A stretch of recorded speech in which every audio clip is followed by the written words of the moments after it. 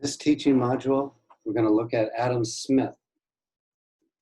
Adam Smith is known as the father of modern economics in the English language. His most famous book is The Wealth of Nations.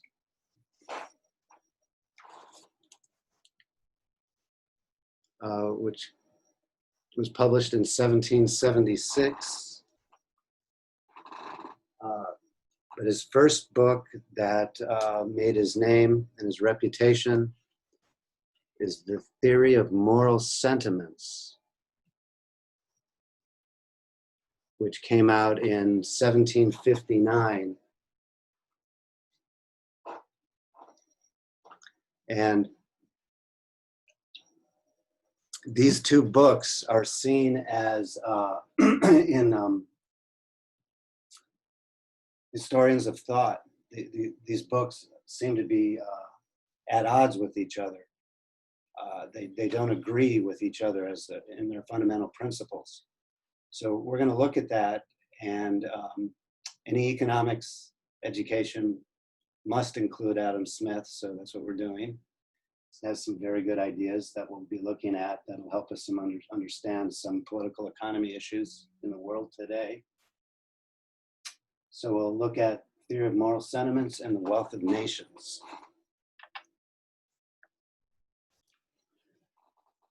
So Wealth of Nations, or Theory of Moral Sentiments, came out first. Now, the big key point here is that the Theory of Moral Sentiments is about personalized relationships, where The Wealth of Nations is about depersonalized relationships. So the human beings started out as hunter-gatherer tribes of around 150 people each. And everybody knew each other. And this was only 10, 15,000 years ago. So our minds, our consciousness haven't really evolved beyond the hunter-gatherer tribe mentality, where we can really only trust those we know, and under personalized relationships. So what happens then is, under hunter-gatherer tribes, everybody knew who was the best hunter, who was the best gatherer, who was the best baker, who was the best brewer, who was the best fire maker, right? Clothing maker, right? So everybody knew each other, and then therefore were more likely to work together to solve the community's problems because they knew each other. And we would call that mutual aid today, decentralized mutual aid. But so the Theory of Moral Sentiments is based on approbation, where you want to act in a praiseworthy manner. You want those you know to respect you and to work with you. And another element of the Theory of Moral Sentiments is sympathy, where when your neighbor gets hurt or needs help, you feel empathy or sympathy with them in a depersonalized environment, depersonalized situation, or personalized situation. And one of the fundamental keys to this Theory of Moral Sentiments is this idea behind the invisible spectator, where we all have an invisible spectator on our shoulders, judging our actions towards others. So we want to act in a praiseworthy manner in our actions towards others we know in personalized relationships. Then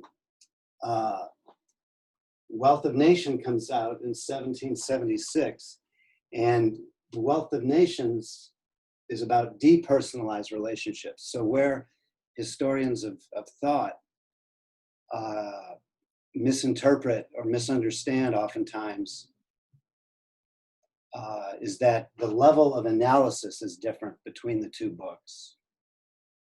So you have personalized relationships versus depersonalized.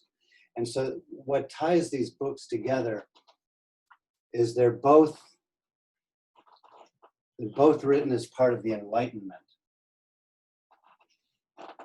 which is against the divine right to rule of the church and the crown. So it was about the rights of individuals and creating a philosophical system against the divine right to rule. So in The Wealth of Nations,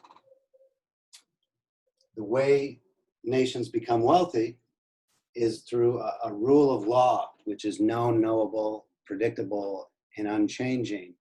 We have described that as a negative rights rule of law, which then led to early capitalism and free trade.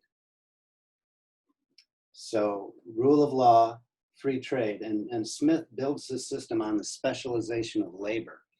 The more you do something, the better you get at it.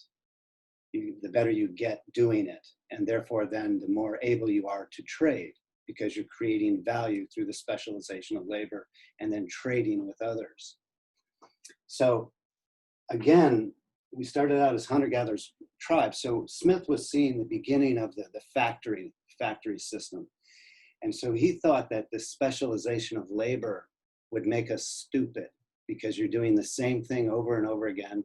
You're losing your essence of who you are, starting out as hunter-gatherer tribes, then to agriculture, and then this factory labor he thought would be alienating.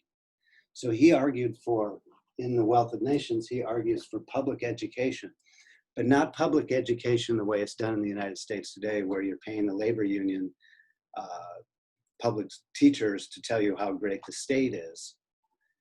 He thought that it should be individual tutors who were paid by those they teach. Right, supply and demand, market-driven, choice-driven education, public education.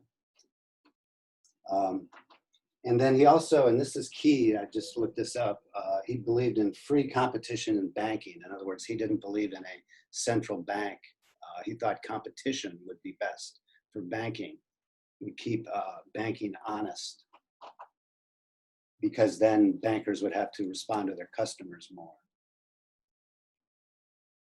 Okay.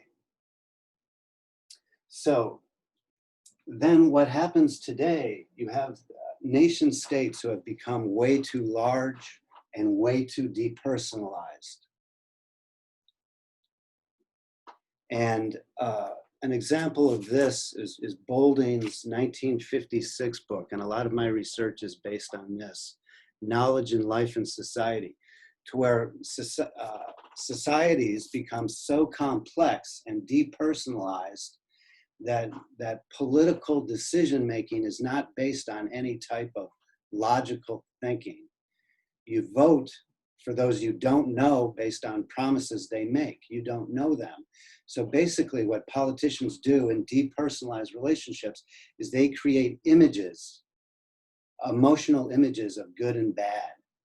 Black Lives Matter, when that's a police labor union abuse problem, and a special treatment under law, qualified immunity, specific legal rights that police officers have that then not allow them to work in a respectable, personalized manner.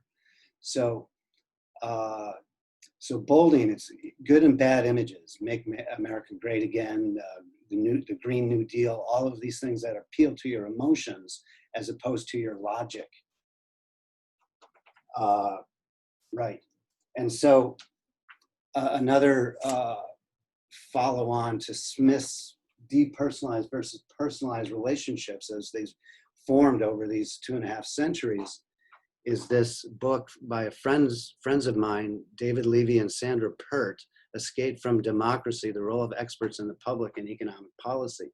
So what happens as the state has grown larger and larger and more depersonalized is that we've turned over especially economic processes, we've turned over to experts, central bankers, treasury officials, state development agencies with their subsidies. So Levy and Peart are arguing, no, we should take back, the individual should take back control over their own lives and don't assign to these depersonalized experts.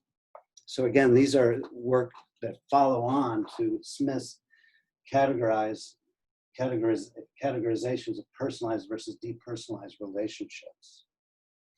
And then, so you're seeing today, you're seeing secessionist movements.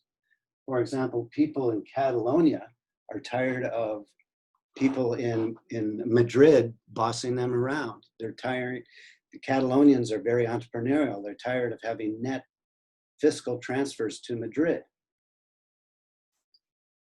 So you're getting these secessionist movements that are happening in Scotland.